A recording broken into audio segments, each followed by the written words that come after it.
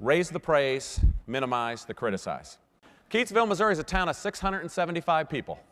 It had less people than my high school graduating class. Coincidentally, that's where I ranked in my high school graduating class. Anyhow, my first year as a teacher in Keytesville, Missouri, something happened to me that year that I've never forgotten the rest of my life. See, toward the end of my first year, it was a warm, sunny Friday afternoon in May, and toward the end of my first year, I went over and visited a neighboring elementary school.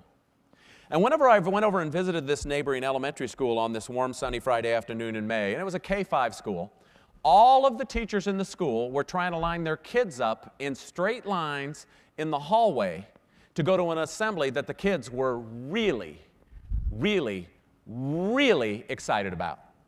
Where are my elementary people? Y'all help me out. What'd those lines look like on that warm, sunny Friday afternoon in May? Anybody know? Yeah, it looked like an amoeba, didn't they? They were all over the place.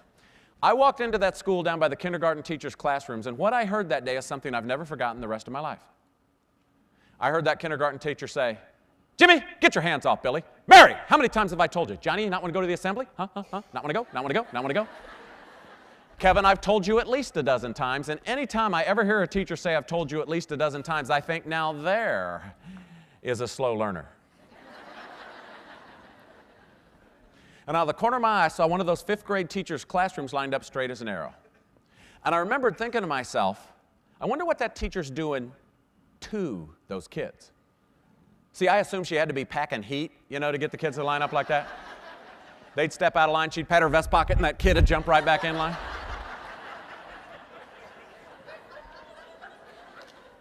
And when I got down to that fifth grade teacher's classroom, what I heard that day is something I've never forgotten the rest of my life. I heard that fifth grade teacher say, "Alex, thank you so much for standing up so straight and tall and leading our group. Megan, I sure appreciate the way you and Philip are directly behind each other." And it was like those kids were sucked into a vacuum to hear that from that teacher. Raise the praise, minimize the criticize. And I'm sure some of you are thinking, you know, that's fine at the Sissy Pie Elementary School. But I work at a middle school. And praise don't work at the middle school. Where are my middle school people? Any of y'all work with sixth graders? Y'all know the definition of a sixth grader, don't you? It's a kid that runs everywhere they go, and when they get there, they hit somebody.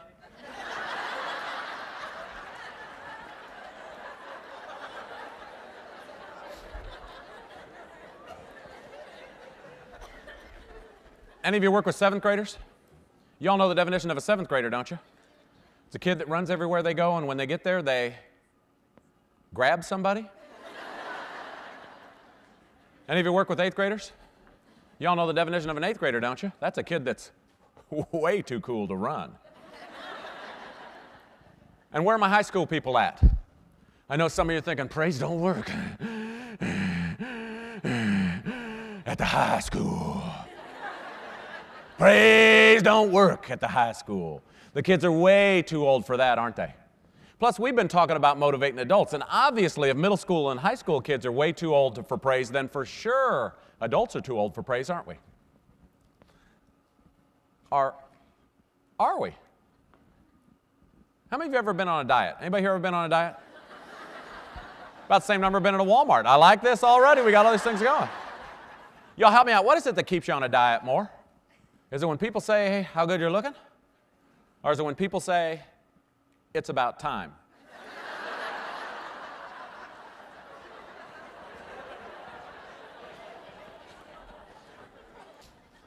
Well, we started a positive referral program where teachers could write kids up for good things and they'd put it in my mailbox. And it might be because Jimmy got a B+ on his math quiz, because they enjoy seeing Mary's smiling face every day, or because Timmy's brought a pencil 3 days in a row. We need an assembly for that one every once in a while, don't we? They'd put it in my mailbox, I'd pull it out of my mailbox, I'd call the kid down to the office, I'd brag on the kid, and then I'd pick up the phone and I'd call that child's parent. And we didn't have a lot of kids with two parents, but if we did, and one of them worked and one of them didn't, I always called the one at work. And if they both worked, I'd try to find the one that was in the busiest office or that was on the most crowded factory assembly line. And let's think for just a second how those phone calls went. Hi, Mrs. Johnson, this is Todd Whitaker, principal up at Simonson Junior High, and she'd say, oh, no, no, no, no, no, no. And I'd say, Mrs. Johnson, I'm sorry to bother you at work, But you need to know Mrs. Smith, Kenny's math teacher's running around up here at school, bragging on your son, saying what a good job he did on a math assignment, or they've enjoyed seeing his smiling face in class these past 3 days, or he had assisted a student who was on crutches. But you know the reason I called that mom at work? Because what's the first thing she did when she hung up the phone in that busy office? Yep! Guess who that was? Yep, it's my boy's school. Calling back my son again. Yep. And I don't know about you, but I don't mind people saying good things about myself and my school in public. Or does that just wear you down? I mean, does that just get on your nerves?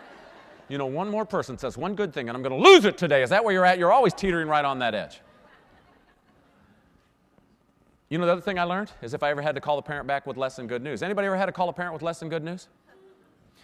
You know what's interesting? Do you know why you should always initiate contact with belligerent parents versus waiting for belligerent parents to call you? You always initiate contact with belligerent parents because if you wait for belligerent parents to call you, they will only call you when they're at their peak of ready. You ever had a belligerent parent call you? Were they always at their peak of ready? And did you know if you initiate contact with them, they'll never be at their peak of ready? And do you know how I know they won't be at their peak of ready? Because they haven't called you yet. If a month later I had to call Mrs. Johnson back with less than good news, here's how the phone call went. Hi, Mrs. Johnson, this is Todd Whitaker, principal up at Simonson Junior High. And she'd say, how you doing? How's it going? And I go, Mrs. Johnson, I'm sorry you bothered at work, but such and such happened with Kenny. Result such and such is going to happen. She'd say, that's okay, because I know you're, and she'd pull out the F word with me. She'd go, I know you're fair. You'll call with good, you'll call with bad. You can call me anytime you want. And whose job just got easier? Mine. See, that's called working smarter, not harder. But after me doing this for 2 years, the teachers on their own decided they were going to make one positive phone call a week. And you know what they realized? They didn't know how. And that makes things sound kind of funny. We realized we spent our whole careers looking for flaws, looking for mistakes, pointing out what others do wrong. But the difference between an educator and an educational leader has nothing to do with our job. It's how we do our job. See, an educator spends their career looking for people doing things wrong, and an educational leader spends their career looking for people doing things right. And we have so many more people doing things right than wrong, it's absolutely amazing. So we sat around and we talked and we came up with 5 things that help praise work. And these 5 things are authentic, specific, immediate, clean, and private. Now you all help me out here. Why does it have to be authentic for it to be praise? Who can help me out? People say it's the boy who cried wolf theory, right? I want you to be aware of something. That first word is authentic. That word is not world record. Did you know if somebody goes on a diet, you don't have to wait till they lose 35 pounds before they like being complimented? Do you know the first time I'm drinking a can of Slim Fast, I like hearing it. I mean, so bring that on. The second thing is specific. The behavior that's rewarded is the behavior that's repeated one way or the other. I learned this my first year as a principal. I had a student named Aaron walking down the hallway one February day, and Aaron had a new sweater on. And the reason I knew it was a new sweater was Aaron was one of those kids, I saw him often enough, I knew his entire wardrobe. And I said, boy, Aaron, that's a good-looking sweater you got on there. And Aaron wore that sweater to school every single day. And that's okay, isn't it? For a while. But Aaron was one of those kids that thought hygiene was a greeting.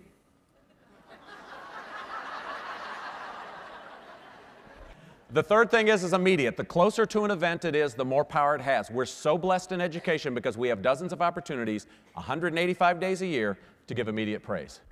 Boy, you've worked hard on that. Thanks for walking in the hallway. Appreciate you picking up that piece of trash.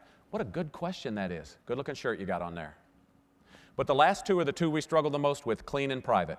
And clean means a couple of things. One of the things clean means is it's not praise if you're doing it to get somebody to do something else.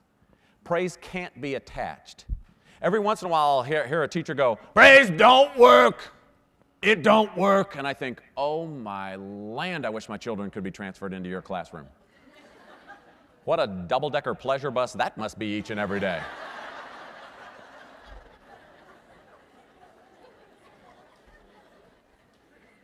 Praise don't work.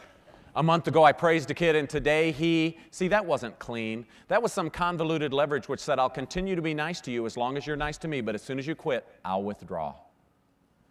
But the other part about clean is the single hardest thing for us to do. It's not praise if it includes the word but. If you said, Jimmy did a good job on his math quiz, but, do you remember the part before the but or the part after? If I said, have you been on a diet? You really look like you've lost weight. Bud, what's happened to your hair?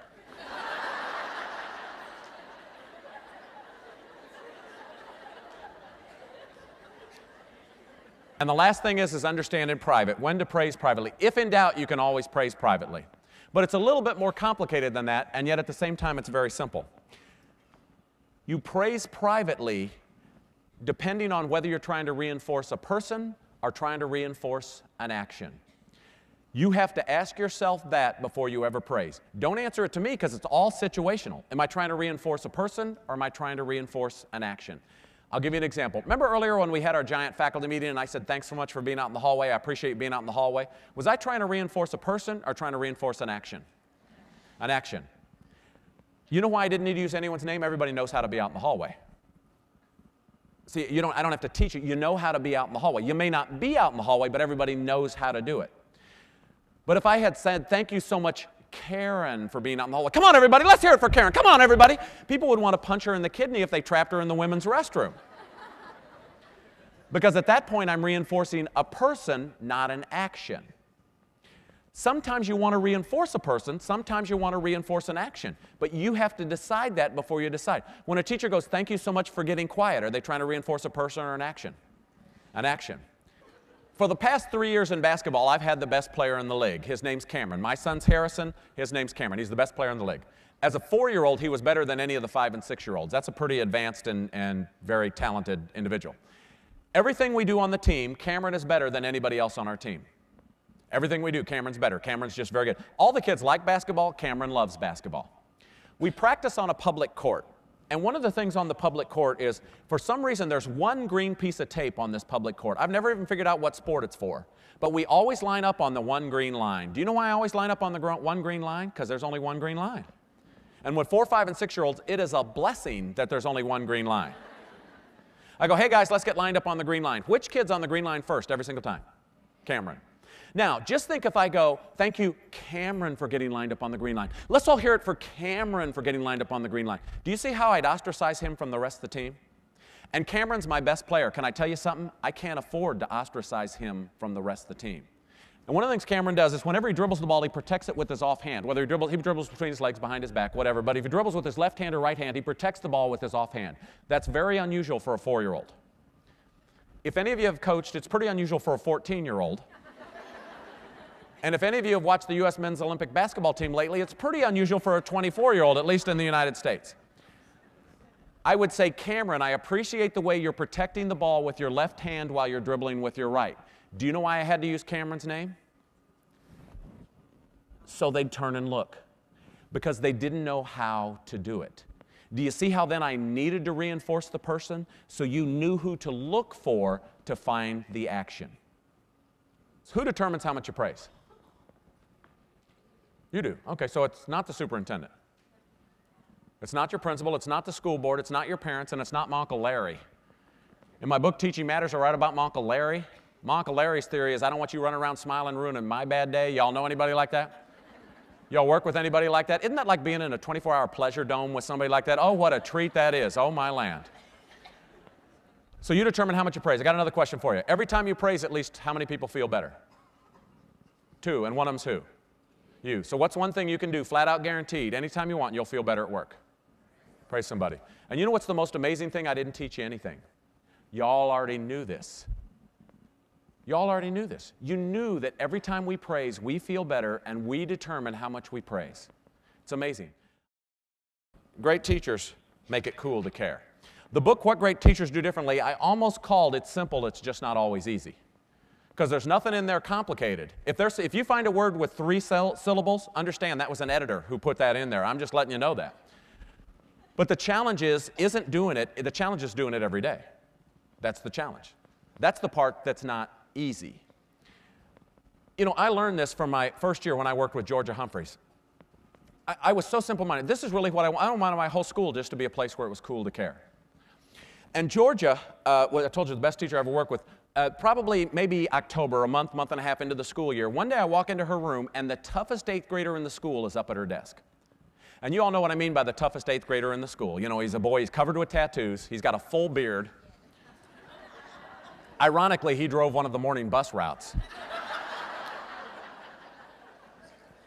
And he's up at her desk going, Mrs. Humphreys, I was wondering if I could get your help with something. Last night I was working on my poem, and I was in the 5th stanza in the 3rd line, and I was trying to reflect a feeling, and I was like, what's going on? What's going on? I thought that somehow or another this was candid camera, you know, and the people were, but you know what I realized? She made it cool to care. And that sounds so simplistic, but I realized that if in every school, every teacher and every student thought it was cool to care, there's no way you don't have a great school. And one of the schools where I became principal, it was actually the opposite. The person who gave the most F's was kind of the hero in the school and kind of the legend. And that's how come I wrote my quote book. That's how come I have quotes like, if a teacher gives a lot of F's, it is a sign that someone's failed. Because of the fact of trying to change that dynamic. And the atmosphere was so negative in that school. It was just a very difficult school. It's interesting. The school literally, physically looked like an abandoned mental hospital. Paint was peeling off the windows. The halls were barren. But anyhow, what I had was a bunch of teachers that didn't think it was so cool to care. And so I was trying to think of what to do. So one day we decided to adopt a multiply handicapped preschool as our sister school. And I'm embarrassed because I'm not a special ed expert, and I know we have a room full of them here. But I'm talking about like a 4-year-old boy who has no legs and he's on some kind of a skateboard thing, and that's how he gets around. Or a 3-year-old girl who has a bag with her urine in it that she carries around. And I'm sure right now some of you are thinking, oh, well, at some point they'll get help. And that is true. But I'm talking about a school full of kids that haven't started kindergarten yet, that if we're blessed as people, we may never have to deal with the challenges that they have to deal with.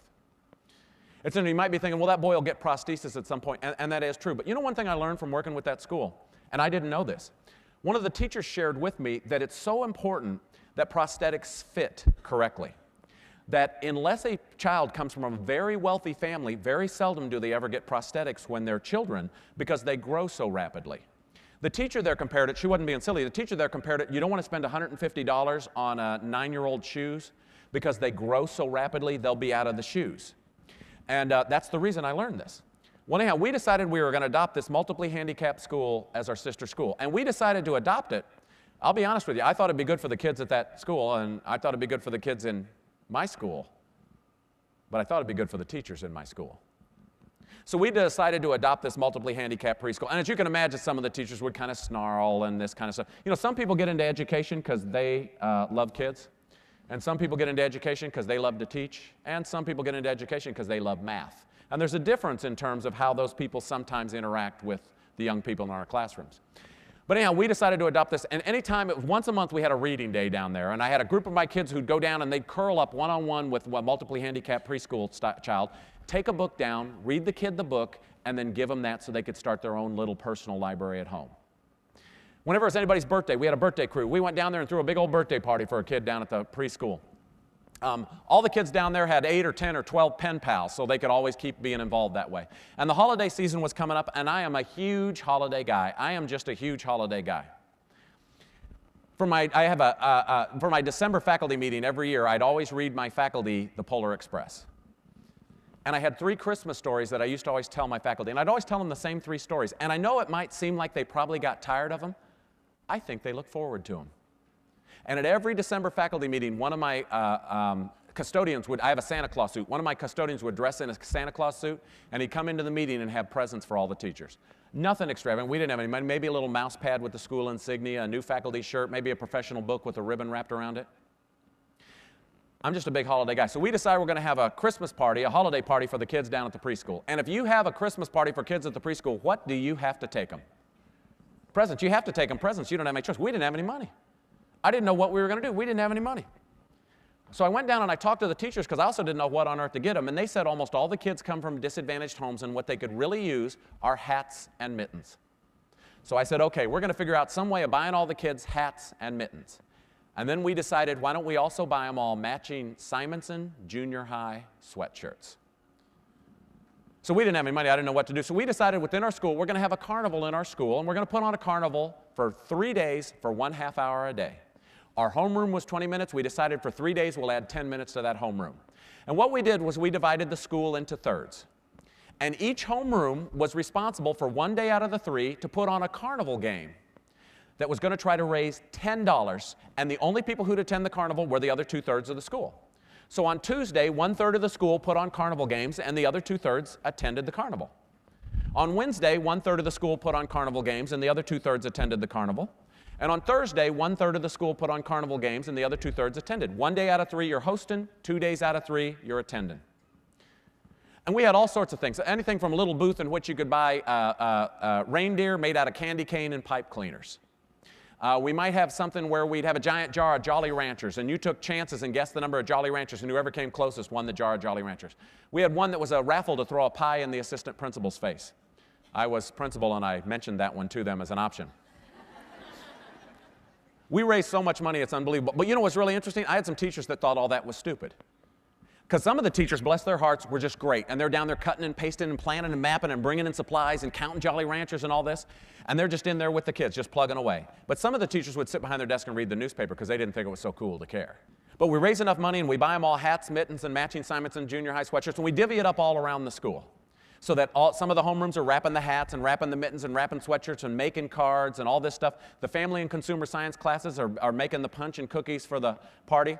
And we randomly select one kid from each homeroom to go down and host the party. And you know, my teachers were smart people like you. You know what they believed? They believed randomly select meant randomly select the kid who would most benefit. That's what randomly select means. They'd have a jar with names in it. They'd shake it, reach in, and go, "Timmy," and throw the name back in the jar for anybody to see whose name was on the little bean.